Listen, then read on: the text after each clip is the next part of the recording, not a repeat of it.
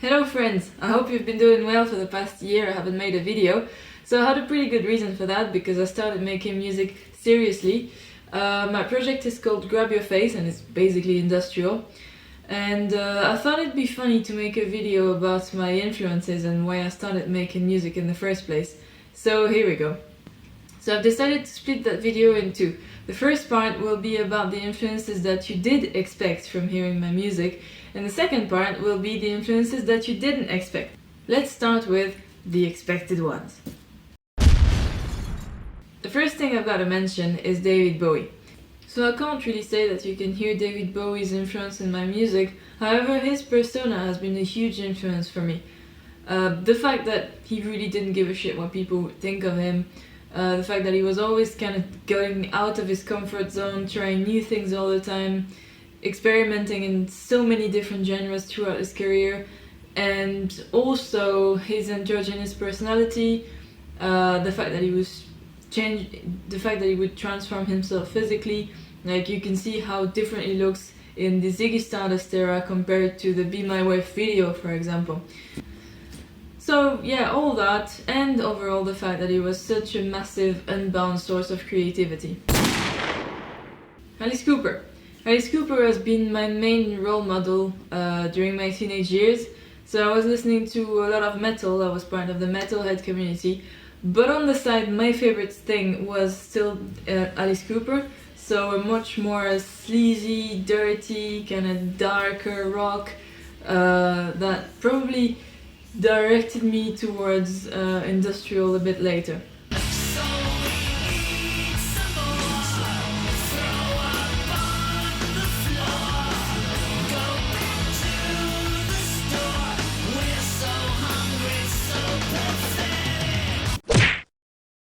Dave Mustaine. So Megadeth used to be a big thing for me, and although I was never really into thrash metal, Megadeth's music has been really important again in my teenage years. So maybe it's the fact that Megadeth was not really thrash metal, or maybe it's the fact that I was big into the really non-thrash metal albums by Megadeth. But yeah, basically I could relate to how pissed off he was, and his very aggressive delivery, and his lyrics that were very often, well, pissed off and about politics or relationships, and very tortured. Early industrial, so of course bands like Leibach, Einsturz, the Neubauten, but mostly and most importantly Fat Gadget.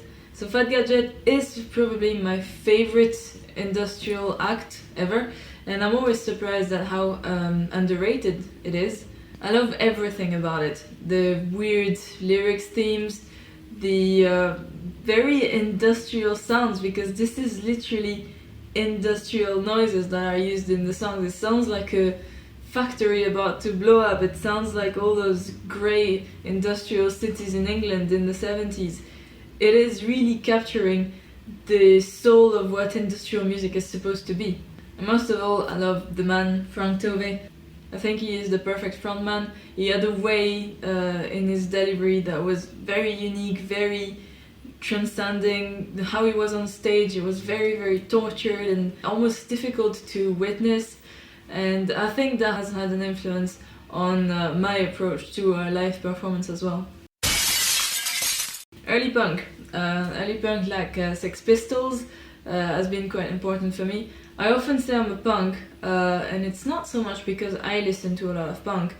Well, now I'm gonna sound like a fake, but anyway, it is the approach of making music that I find really important. The fact that it is not so much about knowing how to make music and like being a genius at playing guitar or whatever, but it's about having something to say, being pissed off, and saying it. Now, the people who know about Grabyourface since the beginning of it, which is last year, know that I used to identify myself as industrial noise. And this is probably because one band in particular, Throbbing Gristle. When he went inside, he looked up at the sofa, and there was Ian Brady, chopping at Edward Evans' head with an axe. So while I can't say that I'm listening to throbbing gristle every day, it has had a huge impact on my approach to music making. It probably freed me a bit like early punk did, in a sense that I was putting a lot of barrier for myself and I was giving myself a lot of shit for making music that didn't sound like Nine Inch Nails or Marilyn Manson right away. Because if I wouldn't do that, then what was the point of making music in the first place? So throbbing gristle freed me in a way that, well, they didn't give a shit, did they? And they just had something to say, they were highly creative, so they just went for it. And next thing they know, they were one of the most popular and influential band of the late 70s.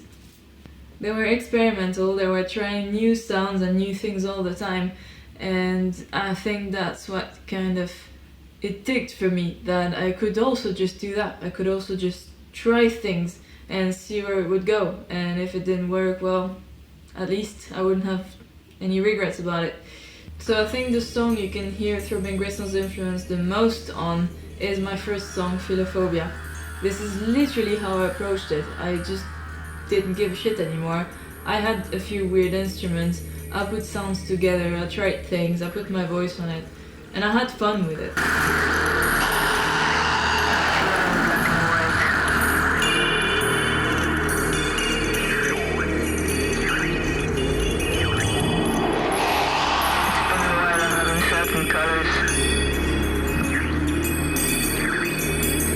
So that's literally how I started making music. I think I can thank Throbbing Gristle a lot for that. Marilyn Manson.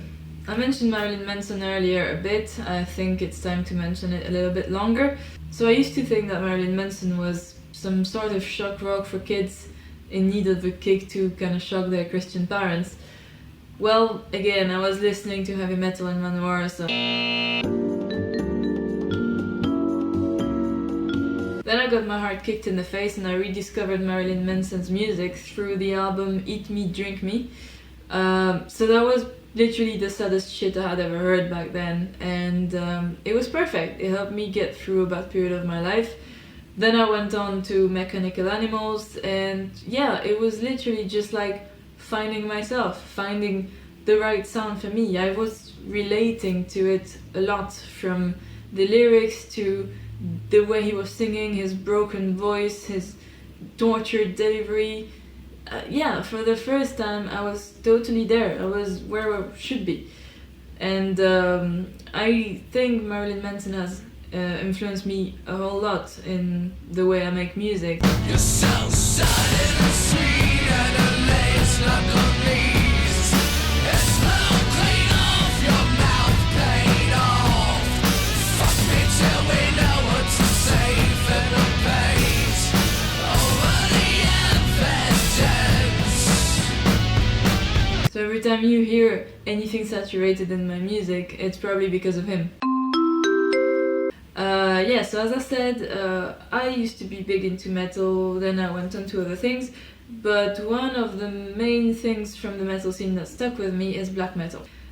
So I love different things in black metal. I love old school, kind of icy, cold forest black metal like Emperor, and I also love kind of basement old school black metal like Mayhem, and I also love modern black metal, things like Merrimack for example, and things like suicidal and depressive black metal like Forgotten Tomb and Silencer. And finally, I love ambient metal. I'm talking here about the band Ulver in particular, which was one of my main influence for the song Dystopian Now with their song Not Saved.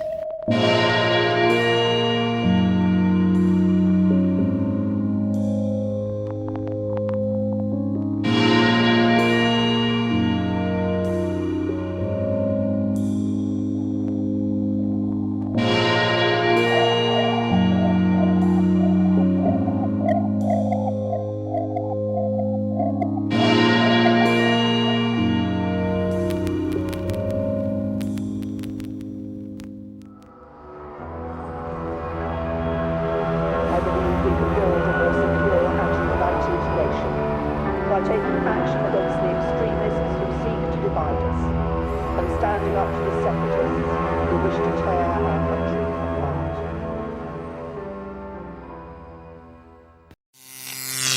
The modern goth scene. So, Why do I say modern and what do I mean by that? So basically, I do not relate to the 90s and the 2000s goth scene, I think. I mean, there are things I love, of course, but I was never into the vampire stuff, I was never into aggro tech, I was not a cyber goth. I like some EBM, I love future pop and things like that, but overall there was never a thing where I felt, yeah, I want to do something like that. But recently there's been a lot of very interesting things happening in the goth scene. I'm talking about bands like Kanga, Rhine, Black Asteroids, Author and Punisher, She Wants Revenge, Three Teeth, Prayers. Some proper angry goth industrial with big black boots, black torn jeans, short hair, makeup but applied like shit because you were drunk while doing it, and no fucking vampire fangs. I'm sorry about my vampire friends. I mean, I'm just not into that, you do you. So yeah, I love the kind of rock and roll goth industrial with a big bass line. In fact, Gunface was created because of the song Terrio part by She Wants Revenge. The first time I heard that song, I was like, this is perfect, this is exactly what I want to make. It's got that very low, merciless bass line. The deadbeat delivery is fucking perfect. I want to make that. So yeah, Gunface was the product of wanting to make that. Now, you tell me if it sounds anywhere similar to this. It's only just a crush, it'll go away. It's just like all the others, it'll go away. Or maybe this is danger and you just don't know. You pray it all away, but it continues to grow. You start to fear, you start to ache, becoming the dream she once lived for. Hiding under your bed till the danger passed away, but she's the danger you ache for. And you're glad you ache. Aren't you glad you ache? It means she's still around for you for now. It means she's not done burning you alive. Gary Numan with the album Dead Sun Rising. This was the first time I remember thinking, I want to make music like that. The dark electronics, the heavy saturated guitar, it had everything.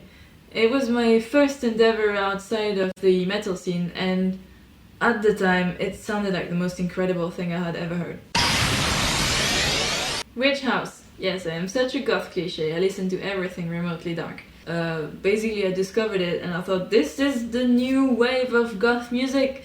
It's incredible, it's new, it sounds dark as fuck, but it's also taken influence from different genres, mainly, well, house. And yeah, I thought it was nothing I had ever heard before. So I did want to make music like that as soon as I heard it. And the main track of my own that is resembling that universe is Illness. So I know it's not kind of following every cliche of the genre, but I think when you hear it, you can hear the Witch House influences.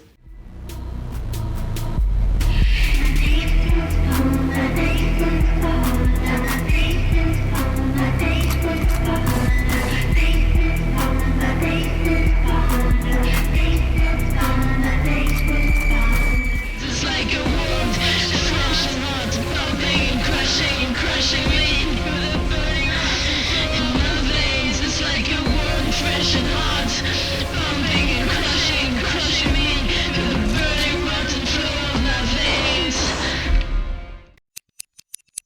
So I have to mention Depeche Mode because mainly it is one of my favorite bands, but surprisingly I think I take very little influence from them in the way I make my music. I always say that Depeche Mode sounds like math. It is just that perfect. Every sound falls exactly at the right time. And when I make music, I find myself more attracted towards more aggressive sounds, more saturated, darker, lower than the average kind of Depeche Mode influenced synth pop, for example. So yeah, Depeche Mode is one of the bands I have listened to the most in my life, but it turns out not to be one of my main influences. Now, I'm done with the influences that you did expect. We're gonna move on to the second part, the influences that you didn't expect. Let's talk about French stuff. Yes, because as some of you may know, before goth, before metal, before Alice Cooper and David Bowie, I was French. And when I was French, and also when I was 10, I was listening to a French singer called Michel Polnareff. Now, I don't know if you've ever heard of Michel Polnareff, but basically it was a singer in the 70s in France, and he was probably the weirdest shit that the 70s conservatist France had ever seen. So, to explain Michel Polnareff's music to you, it was just mad. It was just crazy. That dude was making experiments with sounds as much as with words. He was making songs based on puns. He made a song just using letters, the sounds of letters to make sentences. I know it sounds stupid, but basically it is the ancestor of text language, for example, things like that. He made songs about submarines, medieval princesses, gayness, although he was not gay himself. He was also outrageously sexual. He had songs that were banned on the radio. His posters were banned in the streets because he was showing his ass on the poster. People didn't like that. So I'd say this mad, colorful, creative, experimental, super sexual and weird kind of universe influenced me quite a bit in my approach to music and to art in general. Oriental music. Grabyourface started as an Oriental noise project, which was basically just me and my friend Kathleen fucking about with weird instruments in her living room. You can, by the way, see our first videos on YouTube where we're just literally in her living room having fun. I think it all started with a CD I had when I was a kid, which was Mozart and Egyptian music mashup, and this was literally the best thing ever. It was so well made, and well, it opened me to like world music and Oriental, Egyptian, Arabic sounds, and I think that defined my tastes in sound and textures quite a bit. So I might lose friends, followers, family over that, but I am big into lo-fi rap at the moment, or emo rap, or sad rap, or however you want to call it. So yeah, I love all that shit, and it has influenced me one way or another, even if we don't really hear it in my music a lot. I like that kind of lo-fi, sad, rainy, late night urban atmospheres, and I think that movement represents that quite well. Once I got it coming, I love her, she love me. I know that I'm nothing like someone the family want me to be. If I find a way, would you walk it with me? Look at my face while you talking to me, cause we only have one conversation a week. Can I get one conversation at least? Shout out to everyone making my beats. You helping me preach. This music's the only thing keeping the peace when I fall into pieces. To me, the pioneer of that movement is Eminem, which was doing sad, heartbreaking rap before it was cool, and I also do count him in my influences. Now you didn't expect that, did you? So yeah, that's pretty much it for my influences. I think I covered almost everything that is responsible for me making music today. So I hope it was interesting for you and instructive, and that you feel like listening to Grabyourface even more now. So yeah, if you have any questions or whatever you want to tell me, just comment below or send me an email, I don't know. And yeah, I hope I'll see you soon in real life for a beer or for the next video. Thank you for watching, bye! You thought I was gonna finish this video without talking about him, huh? Of course not. My number one influence and one of the main reasons why I make music today is 9 Inch Nails. So yeah, the kind of unaltered, unsaturated piano, the mid-tempo songs, the kind of acid, cruel, pissed off delivery, all of that is coming from 9 Inch Nails. And I think you can hear it the most in probably Drink Bleach, where I started using the piano a lot, and in my future release it might become even more apparent.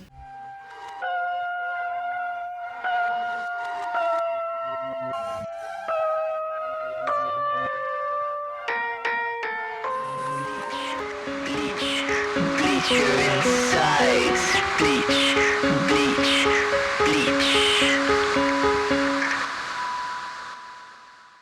9 Inch Inch Nails is my #1 influence, and I'm sure you would have guessed it by now. This time I'm really finished with this video. Thank you very much for watching. Have a good whatever you're having right now, and I hope I see you soon in the future, in real life or for our next video. Thank you, bye!